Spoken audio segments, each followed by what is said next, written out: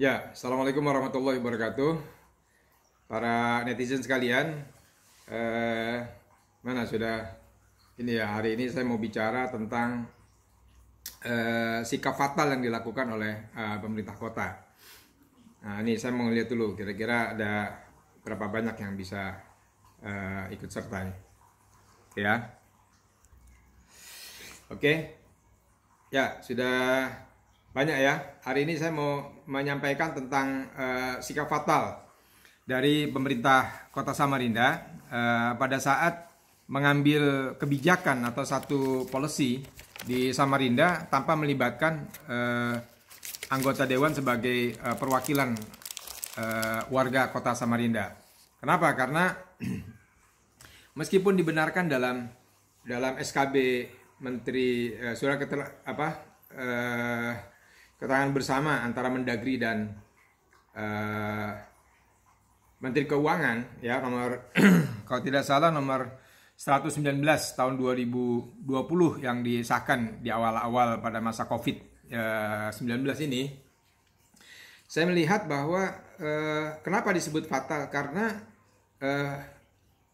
dikhawatirkan pemerintah melanggar banyak undang-undang. Yang pertama, misalnya yang dilanggar adalah Undang-Undang 23 tahun 2014 tentang pemerintah daerah. Dalam hal ini yaitu pasal 179 ayat 3 ya, khususnya berkaitan dengan masa persidangan dewan. Yang kedua, dan itu disebut secara eksplisit ya, undang-undang ini. Ini undang-undang ya, bukan perda ya. Bukan juga peraturan pemerintah. Yang kedua, dikuatkan oleh peraturan pemerintah nomor 16 tahun 2010 ya, tentang pedoman penyusunan ya peraturan Dewan Perwakilan Rakyat Daerah ya, tentang tata tertib dewan. Nah, ini yang kedua, peraturan pemerintahnya ada. Yang ketiga, peraturan pemerintah nomor 18 tahun 2017 ya, tentang hak dan kewajiban hak keuangan dalam hal ini dan administrasi pimpinan Dewan Perwakilan Rakyat Daerah.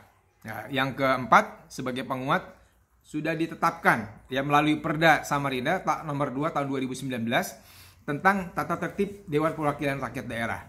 Jadi paling tidak ada empat landasan. Kenapa pemerintah kota saya anggap fatal dalam menetapkan kebijakan anggaran dan tidak melibatkan DPRD Kota Samarinda. Ini menjadi satu perhatian bagi kita ketika terjadi pengurangan anggaran, pengurangan keuangan, ya, kemudian terjadi pemotongan yang sangat besar. Ini adalah pada hakikatnya sebagai pengurangan hak-hak masyarakat, karena Dewan Perwakilan Rakyat Daerah ini adalah diatur undang-undang. Mereka punya perda, mereka juga punya peraturan perundangan tersendiri.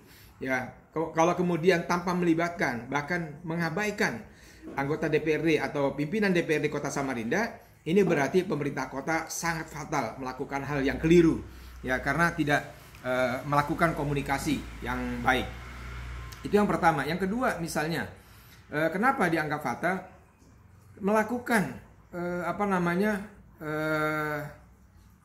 kegiatan atau pengambilan kebijakan sepihak ya oleh pemerintah kota itu adalah satu kejadian luar biasa ya, karena sekaligus memotong 3 fungsi dewan. Yang pertama fungsi controlling, yang kedua fungsi legislasi, yang ketiga fungsi budgeting sebagai pengatur atau mengelola keuangan budget anggaran daerah. Ini yang perlu diperhatikan. Jadi saya melihat bahwa ada sikap fatalistik yang dilakukan oleh pemerintah kota. Meskipun saya juga melihat ada sikap fatal juga yang dilakukan sebagai otokritik bagi teman-teman dewan, bahwa ketika melihat dan mengetahui ini kemudian tidak bereaksi. Saya dalam hal ini sebagai anggota DPRD Kota Samarinda ya, periode 2019-2024 ya, ingin menyampaikan sikap fatal ini tidak boleh terjadi, dan saya harus menyampaikan bahwa Kepala TAPD, Sekretaris Daerah, dan juga Wali Kota dan Wakil Wali Kota harus mengetahui ini sebagai sebuah bentuk fatalitas yang dilakukan oleh pemerintah kota ketika tidak melibatkan DPRD Kota Samarinda sebagai mitra strategis dalam pembahasan anggaran. Kenapa? Karena yang dilanggar ini perda. Yang pertama. Yang kedua, yang dilanggar juga undang-undang. Yang ketiga, yang dilanggar juga peraturan pemerintah.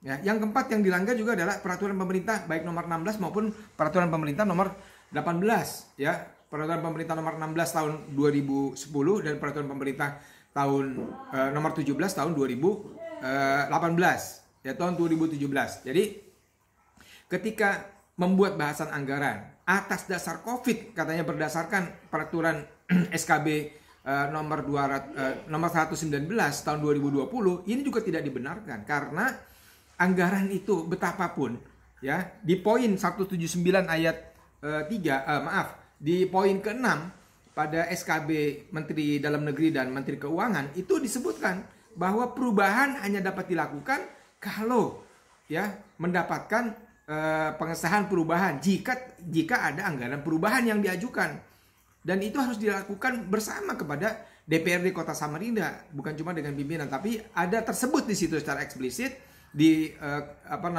di surat SKB Menteri Dalam Negeri dan Menteri Keuangan ke-6 dalam item memutuskan menyebutkan bahwa jika terjadi perubahan anggaran ya karena Covid dasar yang disebutkan Covid-19 itu, maka perubahan harus disampaikan kecuali tidak ada perubahan.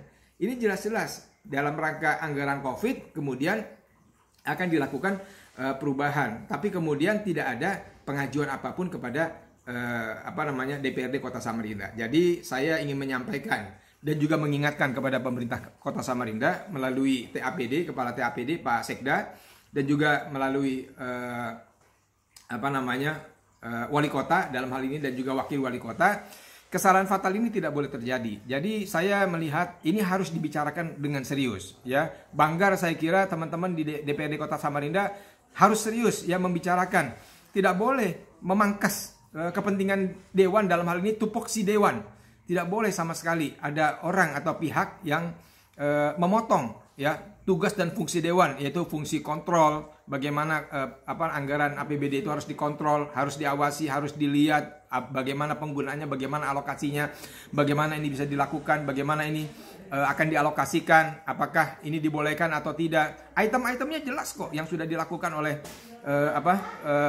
kesepakatannya antara Menteri Dalam Negeri dan Menteri Keuangan. Tapi kenapa kondisinya seperti itu? Hanya melakukan surat pemberitahuan tapi tidak diajak bicara atau tidak diajak diskusi ya Dewan DPRD Kota Samarinda.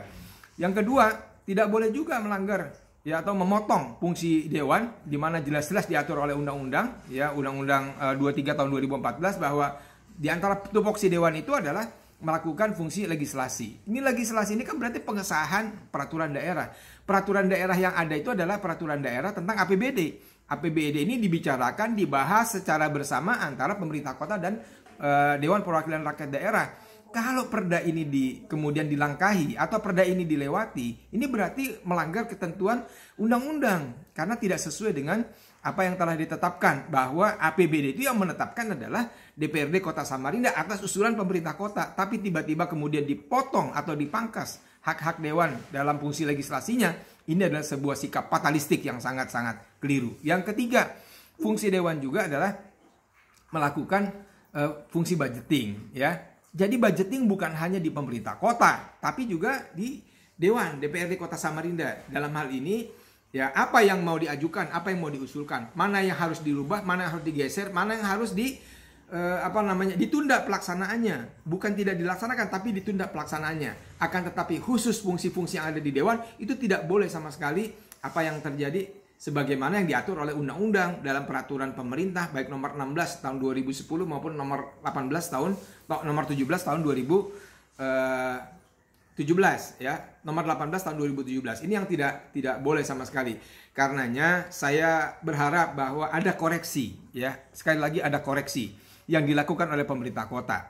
Yang kedua, kita sebagai DPRD ya, karena fungsi kontrolnya, maka harus ada ya upaya serius ya oleh pemerintah kota, dalam hal ini kepala daerah Pak Wali dan Wali, untuk menjadikan ini sebagai pelajaran. Tidak boleh langsung main potong ya tugas dan fungsi dewan, yang seakan-akan tidak boleh melakukan fungsi kontrol, tidak boleh melakukan fungsi legislasi, dan juga tidak boleh melakukan fungsi budgeting. Ini hal yang fatal sama sekali. Karenanya masih ada waktu dan kesempatan. Saya kira pemerintah kota juga bisa merevisi jika itu terjadi, dan kita melihat, kita membaca. Saya sudah membaca beberapa item dari DPA kita, dari usulan-usulan kita, dan sekali lagi tidak diperbolehkan ya siapapun memangkas fungsi ya, tugas dan fungsi dewan sebagai fungsi controlling, fungsi legislasi dan juga fungsi budgeting, karena ini adalah hak juga masyarakat. Nah, kalau kita yang mewakili masyarakat tentu nanti akan bertanya kenapa dewan tidak bisa mengusulkan ya tentang perbaikan, kenapa dewan tidak bisa mengusulkan tentang perubahan, kenapa dewan tidak bisa mengusulkan tentang apa-apa yang diperlukan, misalnya masalah-masalah banjir, misalnya masalah penanganan COVID, misalnya anggaran untuk perbaikan dan penyediaan alat kesehatan dan lain sebagainya. Sekali lagi, tidak boleh atau tidak ada satupun ya yang boleh merubah tugas dan fungsi dewan ya sebagai fungsi legislasi, fungsi budgeting dan juga fungsi controlling. Demikian saya kira, mudah-mudahan para netizen dan kita semua warga Samarinda bisa memahami situasinya, dan saya mendorong untuk perbaikan ya tata pemerintahan dan tata kelola pemerintahan, maka antara dewan dengan pemerintah kota harus bijak dan juga sama-sama menjadi mitra harmonis, mitra yang strategis untuk kebaikan kita bersama. Kita ingin Samarinda sejahtera, kita ingin Samarinda makmur, kita ingin membuat terobosan-terobosan terbaik di masa-masa yang akan datang agar Samarinda ini betul-betul menjadi rujukan. Bahkan Samarinda, saya harus mengatakan, tetap layak menjadi ibu kota di masa yang akan datang, dan saat ini bahkan masa-masa 20-50 tahun yang akan datang. Demikian, mudah-mudahan bisa difahami ya bagaimana dewan harus menyampaikan sikap ini, dan juga kita harus memahami ya semua kita ini menjadi otokritik bagi kita, bagi pemerintah juga, bagi warga, bagi masyarakat, dan khususnya bagi DPRD, bahwa ini tidak boleh terjadi lagi di masa yang akan datang. Hak-hak itu tidak boleh dipangkas hanya karena ya tujuan-tujuan COVID ya, padahal semua sudah dialokasikan, semua sudah dibuat tahapan-tahapannya, bahkan landasan-landasannya, bahwa yang ini boleh, yang itu tidak boleh, itu sudah jelas semuanya. Hanya saja mungkin kita perlu mengetahui bagaimana, dan saya perlu mengingatkan bagaimana cara mengambil keputusan dalam tata hubungan pemerintah ini antara pemerintah kota dan DPRD, yaitu harus ada pembahasan secara bersama, melakukan kegiatan dan pembahasan ini secara seksama untuk kemudian kita mementingkan kepentingan kesejahteraan masyarakat, agar masyarakat juga terlayani dan juga mendapatkan hak-hak terbaiknya, seperti pengurukan sungai, misalnya perbaikan drainase, normalisasi sungai dan lain sebagainya. Kita ingin masyarakat Samarinda bukan cuma selesai masalah banjir, tapi juga tidak ada lagi 20.000 pengungsi yang kemudian mereka terabaikan hanya karena kita salah dalam pengendalian dan salah dalam alokasi. Dan ini tentunya semuanya harus saling terbuka, saling legowo ya, agar tidak ada hal-hal yang tidak kita inginkan di masa-masa akan datang.